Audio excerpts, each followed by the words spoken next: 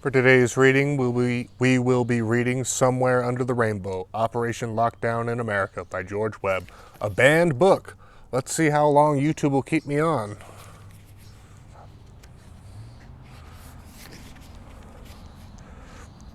Preface. We are all somewhere under the lockdown. Four filmmakers blend voices from all over America with past lessons of internment to create an American classic.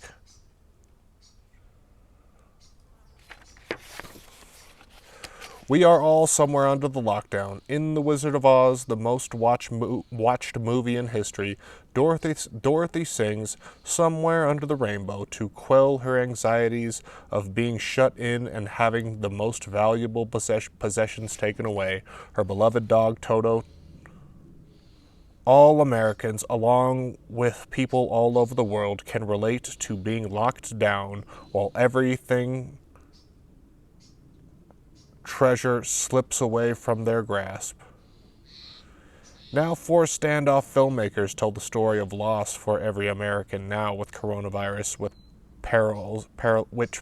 parallels to the American classic film The Wizard of Oz. Dorothy in The Wizard of Oz experiences of everything she values. Much like every American's loss now with coronavirus, a great tornado of emotions spurs Dorothy's subconscious to resolve the evil characters threatening her cherished Toto, while summoning support from the everyday people around her to vanquish the wicked witch who would destroy her and her canine companion. We, too, in the making of the documentary movie Somewhere Under the Lockdown, identify the evildoers and summon great strength from ordinary Americans with extraordinary insight and resolve. We introduce you to a professor of history and culture who informs us this lockdown has happened 80 years before in the internment camps of California and the American West. Goes right along with Strauss and Howe's theory of how civilizations rise and fall within 80 to 120 years of each other. The Fourth Turning, if you want to look it up. Our four filmmakers compiled American voices are compiled after 19 days of lockdown of 10 contributors on a merry island on the Potomac, not far from Washington, D.C., and over 5 days in La Jolla, California, inspired and realized by a Japanese American whom philanthropist, whose parents and relatives were interned in the California concentration camps. Chapter 1. Virus shuts America down. Benassi connection to NATO Wuhan virus abound. In an irony befitting a Senate $1 trillion bailout debate, a group of 10 concerned Americans and one Canadian gathering for exposing corruption in D.C. are locked down by the Maryland governor's coronavirus edict, encapsulating the group for 19 days. Cloistered in a beach house on the Potomac River for the better part of 3 weeks, concerned souls from the breadth of North America brainstormed night and day to find roots of the coronavirus firmly entwined with roots of corruption in Washington, D.C. All-day work sessions filled every wallpapering the large meeting area of the first floor of the spacious beach house with 3M giant-sized post-it notes capturing the hue and tussle of animated discussion. In a creative design process known as a charrette, a mentor/instructor named Peter Duke stepped in and tried a true creative process made famous by Disney, led the group through the joint mission of making sense of the conflicting coronavirus news streaming in from all over the world. The group activities mainly comprised thousands of Google searches every day, running down leads and connections of news stories that put the overall tableau in perspective.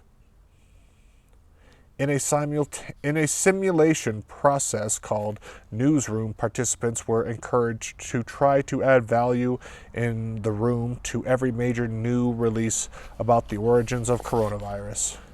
In a bittersweet turn of events, the prisoner on the Potomac chose to focus all their energy on the most pressing issue on the mind of everyone in the world. How and when did this coronavirus pandemic start? Pandemic or pandemic? The resolve of this question would lead to a CNN fake news smear of the group leader, George Webb, and launch an international debate between China and the United States that is still unresolved.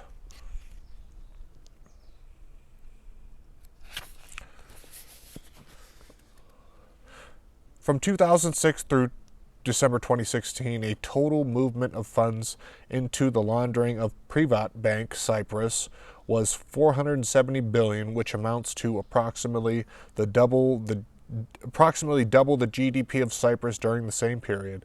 How Kolomoisky does business in the United States.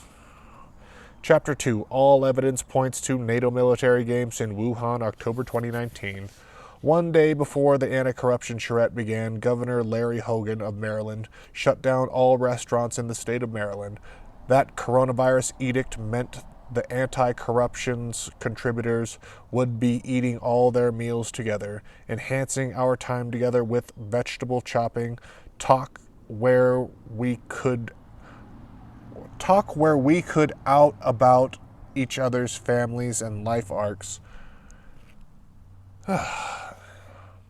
Igor Kolomoisky, Ukrainian militia leader, accused of bribery, murder and embezzlement. Miami Herald. It also meant a very real prospect of another executive order which would shut down travel in and out of the state. Our California subject matter experts running the charrette has already been excluded with the Governor Gavin Newsom's airport ban travel. This travel shutdown meant our experts would have to participate remotely than in person, further impacting our charrette.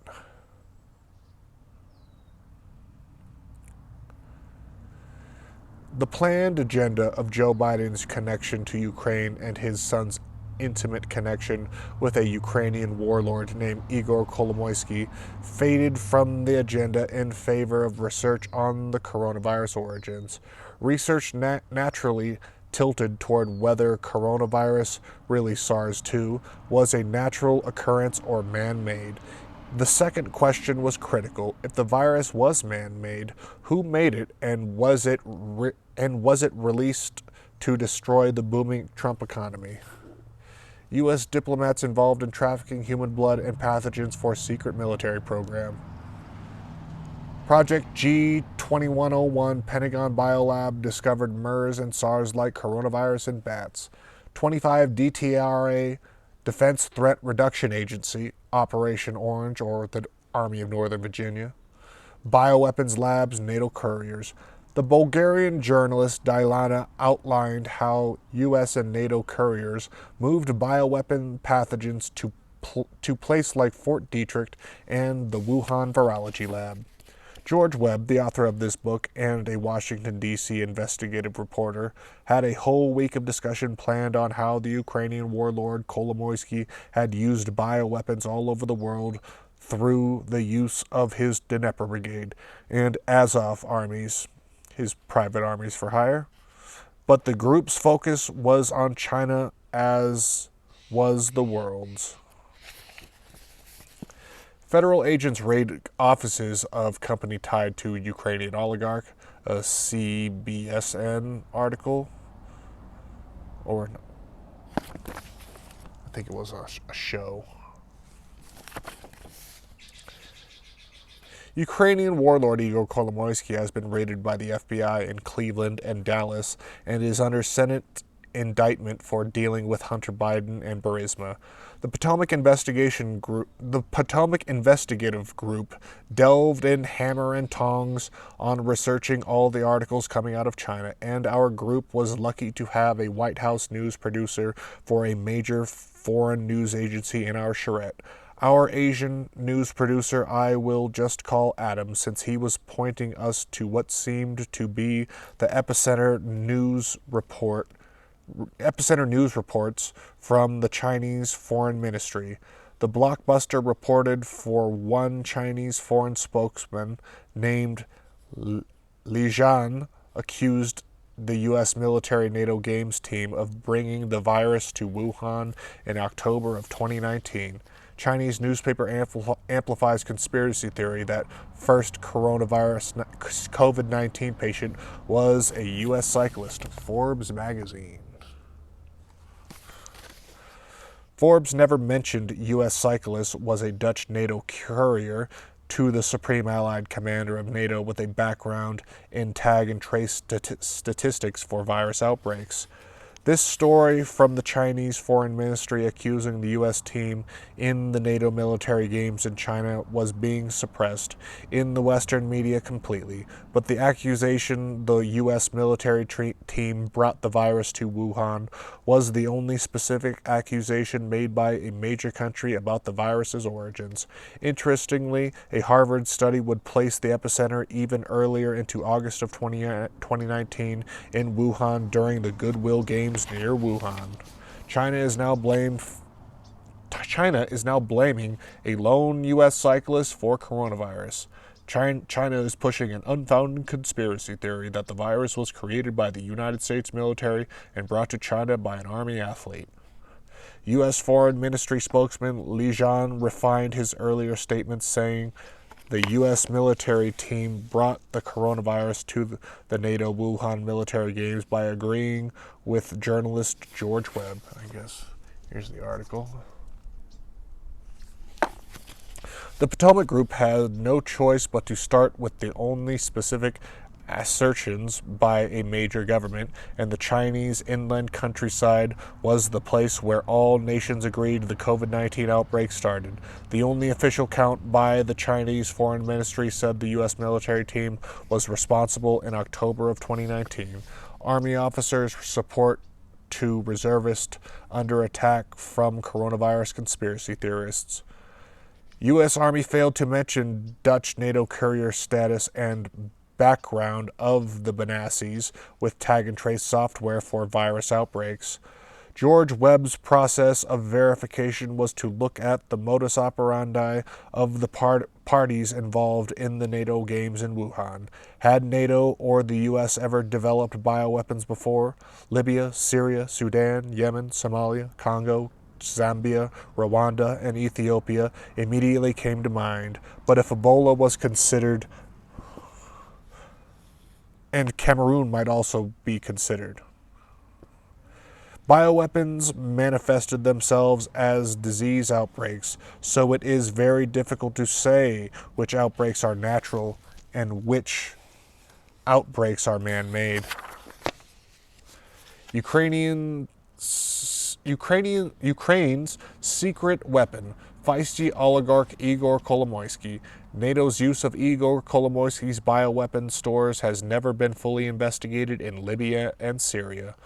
The Potomac Group, acting as a sort of jury on this evidence of fast-breaking world news at the time, did not have the luxury of this speculation. The Chinese foreign minister was accusing the U.S. of bringing the virus to NATO Wuhan military games, which is an act of war.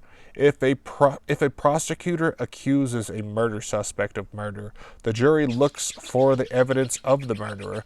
The jury doesn't look for evidence not related to the prosecutor's assertions and indictment. The Chinese Foreign Ministry said the Americans did it. We could only consider evidence that if the Americans did it or not. National Review presented Benassi as an American and suppressed Dutch NATO courier background. Suspicions immediately fell on the foreign athletes on the U.S. team. If the Chinese Foreign Ministry's bioweapons accusation, why would Trump destroy his own booming economy in an election year? Why would the Chinese destroy their own economy by releasing a virus? The only party that could benefit was Trump's antagonistic military sparring partners of his entire presidency, NATO. If the Chinese Foreign Ministry was right about the U.S. did it, might there be a NATO infiltrate on the U.S. military team with connections to the NATO High Command? Well, if fact there was an immediate NATO connection to the Supreme Allied Commander of NATO, a 52-year-old Dutch cyclist named Mathieu Benassi, worked directly for several NATO Supreme Allied commanders, including Admiral James Stavridis, who had deployed biological and chemical weapons in Libya and Syria. NATO's victory in Libya, the right way to run an intervention. Admiral James Stavridis has been accused of moving chemical and biological weapons from Gaddafi stores for use in Syria.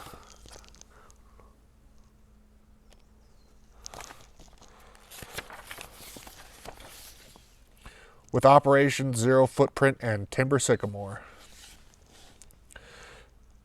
Diplomatic couriers are used to transport bioweapons, and Mathieu Benassi was married to a man who had diplomatic credentials at the UN in Brussels and at EUCOM headquarters in Germany, another Benassi.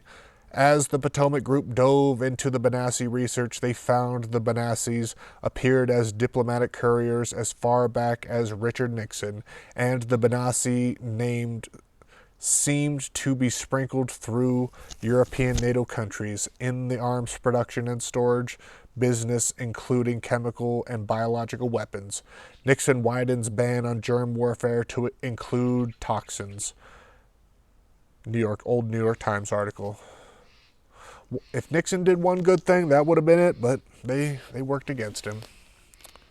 It turned out one Paul Benassi was in charge of NATO covert actions through a secure network of encrypted BlackBerry devices, the same type of devices used by Hillary Clinton and Huma Abedin in the planning and execution of the NATO illegal Libya and Syrian covert actions. Yet another Benassi. Finally, it turned out the UN WHO representative writing the Welcome Trust response to the worldwide coronavirus crisis was one Virginia Benassi. That's a lot of Benassis for one short day of research at the anti-corruption charrette. Right? Richard Megara Helms, March 30th, 1913 through October 23rd, 2002, when he died, was an American government official and diplomat who served as the Director of Central Intelligence. From 1966 to 1973, Helms began intelligence work with the Office of Strategic Services during World War II, following the 1947 creation of the Central Intelligence Agency. He rose in its ranks during the presidencies of Truman, Eisenhower, and Kennedy. Helms was the DCI under President Johnson and Nixon. Director of Counterintelligence. Journalist George Webb has asserted CIA Director Richard Helms moved chemical and U.S. biological weapon programs to NATO and Iran. CNN Donnie O'Sullivan would later take a video of the first day's working session, writing our research on giant 3M Post-it pads to delete everything the Potomac Group had uncovered on the first day, to imply we had just picked a Dutch NATO courier's name out of a hat to smear her and her diplomatic cover husband. March 25th, 2020, Wuhan, coronavirus patient 0 revisited. CNN's Donnie O'Sullivan used a video of a working session of the Potomac Group, but failed to mention the Dutch NATO courier status of the Benassi connection to a tag and trace software with ImmuneNet and Singapore statistics. CNN's Donnie O'Sullivan would suppress the tale. CNN's O'Sullivan would suppress the telltale Benassi IP traffic to Nanking, China, to the Johns Hopkins Virology joint venture there since 2016. NATO may have been planning an insurance policy for Trump as early as November 2016. If you just looked at the ferocity of the communications in late 2016 between the NATO courier in Nanjing in November of 2016. Peter Strzok, FBI agent and former assistant director of the Counterintelligence Division. Journalist George Webb has asserted CIA Director Richard Helms assigned Peter Strzok Sr. the task of moving U.S. biological weapons programs to Minnesota, North Dakota, Winnipeg, Canada, and Iran. Peter Strzok Jr., the Trump dossier, continues this role according to Webb in countries surrounding the former Soviet Union. Here's our little snake in the grass. CNN's O'Sullivan also suppressed a touring trope leading by the wife of the man who created not only the fictitious Black Ledger against Paul Manafort, but also contributed to the Trump dossier, one Serhiy Leshchenko. Serhiy Leshchenko. The Ukrainian who sunk Paul Manafort, the politician and former journalist Serhiy Leshchenko says Ukraine needs its own Robert Mueller. Here's a little snake in the grass. Serhiy Leshchenko not only falsified the Manafort Black Ledger, but Leshchenko is thought to be the key contributor of the Trump dossier. Incredibly, Igor Kolomoisky, the warlord who had been NATO's proxy for deploying biological and chemical weapons all over Africa and Asia, had also used this Ukrainian model named Natsia as a spoke model to milk IMF loans and United States assistance for international development money from Crimea. To add to a coup de grace, the leader of the music trope spraying crowds all over the world was named Benny Benassi. Every dance techno world tour needs a Crimean spoke model for a Ukrainian warlord whose husband would write Trump black ledgers and dossiers. And what better way to spray a crowd with fog machines left and right? CNN's Donnie O'Sullivan made no mention of Kolomoisky's role as a NATO henchman for biological weapons, despite his information card is clearly seen in the CNN smear of journalist George Webb.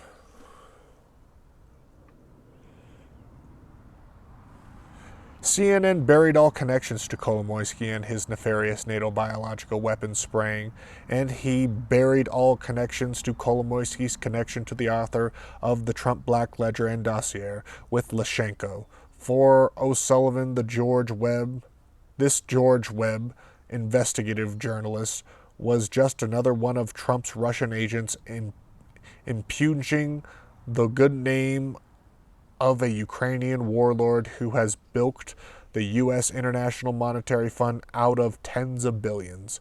Sullivan had earlier accused a 14-year-old boy of being a Russian agent for creating a meme of Donald Trump body slamming the CNN logo. Oh, great meme. President Trump retweets mock viral video of him body slamming and pummeling CNN logo man. Donnie O'Sullivan later accuses the 14-year-old who created the meme of being a Russian operative. For the people that might not remember, it was something like that. So much for day one of the Potomac Group research. The research work was so original and groundbreaking, the video of the working session shot to 655,000 views until YouTube struck the video down soon thereafter. Day one, the Potomac Group has proven to the world citizen journalist produce real results fast, leaving the intelligence agency underwritten networks like CNN groping for Russia tropes in the absence of news gathering. CNN's Donnie O'Sullivan and Brian Seltzer See a Putin spy behind every Facebook video. Trump campaign pushes Facebook ads banning TikToks. CNN Donnie O'Sullivan had been a persistent accuser of President Trump as an agent of Russia. Just a little, what do they call news articles? Chapter 3, NATO's Dirty Secret in Virginia. What the author couldn't tell the Potomac Group researchers was the two doctors at a Virginia Army base had informed him NATO had outsourced biological weapons to NATO through a weapons development NATO command in Virginia called NATO ACT, located in Norfolk, Virginia. Promising bioweapons were released from the lab where they were developed at Fort Detrick in Frederick, Maryland. They were tested on terminal patients at Bethesda Naval Hospital, first for efficacy, and then attenuated versions of the vaccine were tested at Fort Belvoir Community Hospital. You guessed it, our 52-year-old Dutch NATO courier worked Fort Belvoir Community Hospital. Yet another detail our CNN intrepid Russian troll fighter Donnie O'Sullivan never bothered to ask Maciej Benassi or Matt Benassi. Fort Belvoir is home to INSCOM, which houses the Army Intelligence Command, the group responsible for the decisions to use chemical and biological weapons in Libya and Syria in Operation Zero Footprint and Timber Sycamore. Fort Belvoir apparently collected statistics on attenuated viruses, with some fatalities that were chalked up as inevitable. Promising bioweapons then moved through the NATO Act Norfolk command structure to Brussels, Belgium. A decade earlier, I had gone to Mons, Belgium, the home of the NATO-shaped Supreme Allied Commander in 2019, with rumors monasteries in Belgium were being used to amplify biological and chemical weapons for Libya and Syria. Supreme Headquarters Allied Powers Supreme Headquarters Allied Powers Europe SHAPE, that's their acronym, is the headquarters of the North Atlantic Treaty Organization Allied Command Operations ACO. Since 1967, it has been located in Castille, north of Belgian city and Mons, but had previously cut off. Journalist George Webb visited NATO headquarters in Mons, France in 2009 before the launch of the Libya invasion.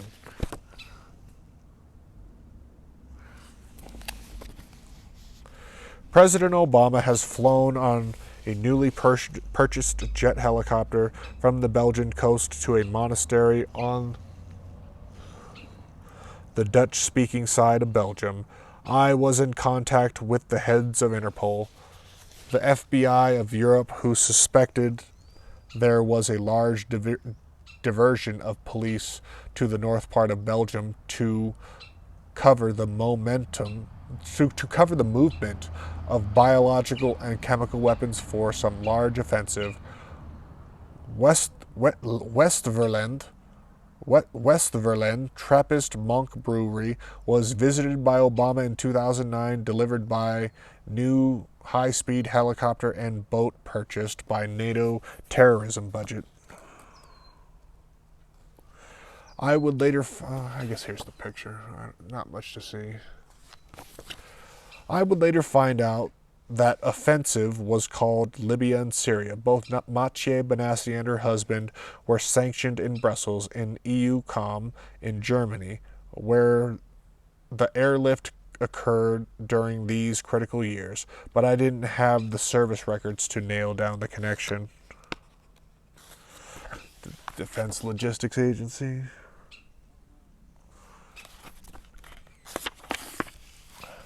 Both Benassis were involved in a company called Singapore Statistics, through which did tag and trace work for viruses with a Johns Hopkins University of Maryland developed software product called Immunet.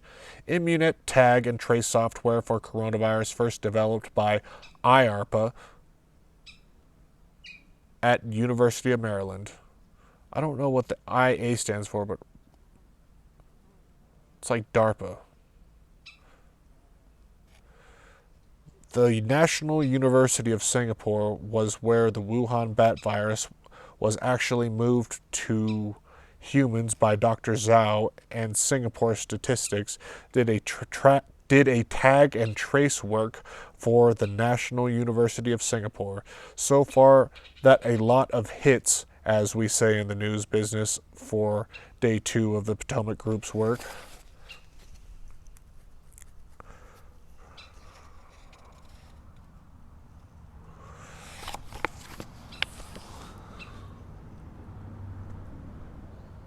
I don't know if we can make that out. Penzhou ported the SARS-2 coronavirus from bats to humans at the National University of Singapore and wrote about it in August of 2019. But George Webb had an obligation to keep the identities of the 2 Fort Belvoir doctors unrevealed, which of course CNN's O'Sullivan conveniently dismissed, even though CNN doles out unnamed sources in its reports like candy at the parade. A Belgian woman who worked at the agribusiness, which amplified bioweapons at the facility Obama visited, was continentally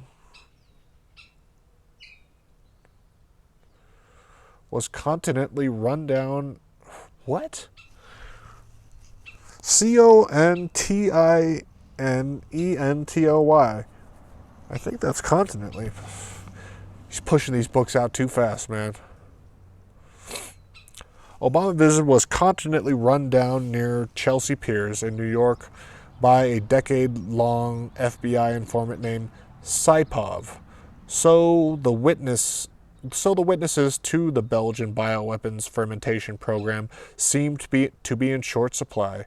Belgian woman killed in New York terrorist attack was the most beautiful mom, and Laure Decat was killed by Uzbeki trucking company owner and longtime FBI informant Sayfullo Saipov. One of Saipov's 26 trucking companies, called Blackstone Express, was partnered with the son of Russian Special Forces General Shamanov. Saipov had 26 different trucking companies moving chemical and biological weapons in the U.S. out of the country while moving AK-47s and sniper rifles to local and state police weapon caches. One of Saipov's trucking companies was called the Blackstone Express, and the other partner in the firm was a Russian Special Forces general named Shamanov. Quite a day, too, of research for the Potomac Group. Chapter 4. Who gives the orders to deploy a bioweapon? Pentagon Bioweapons. Despite what people believed about the president's authority to deploy biological and chemical weapons in warfare, these directions are actually made by a consortium of bankers, businessmen, and women, military brass on both sides of the Atlantic. Most Americans don't know Richard Nixon signed an order to ban these weapons, and these weapons programs were immediately secreted to NATO by the director CIA, Richard Helms, the man who held the secrets. Jerk. Historian Peter Dale Scott has accused the deputy CIA director Richard Helms of perjuring himself about the CIA having no knowledge of Lee Harvey Oswald associated with the CIA. The famous McCone Memorandum now clearly proves Helms indeed was lying to Congress. Helms first moved the offensive bioweapons from Fort Detrick to McGill University in Montreal, Canada, and Isfahan, Iran, and these programs later migrated to Holland, Germany, Luxembourg, Mr. Jean-Claude Juncker, Belgium. To use chemical and biological weapons in Libya and Syria, there had to be a meeting of the minds between the Secretary of State Hillary Clinton and the Shadow Chief of NATO, Carl Bildt, Bildt. President Obama was either informed only when necessary or not at all about the use of chemical and biological weapons throughout his presidency through Africa and the Middle East. Director CIA Richard Helms had a long history of lying and cover-ups for Henry Kissinger covert actions. History will record the same FBI agent that plotted against Trump with the Black Ledger and the Trump dossier, was the key henchman in transporting these weapons between different NATO hot zones like Kosovo, Libya, Syria, Iraq, and Ukraine. One Peter Strzok and his father Peter Strzok Sr. Defense Threat Reduction Agency, DTRA. Operation Orange, the Army of Northern Virginia. Peter Strzok was employed by the Defense Threat Reduction Agency and was later employed by the FBI to conduct the Hillary, Libya, and Syria email investigations and the Trump takedown Crossfire Hurricane operation. Strzok's connections to Kolomoisky as a CIA weapons officer will become clear in time.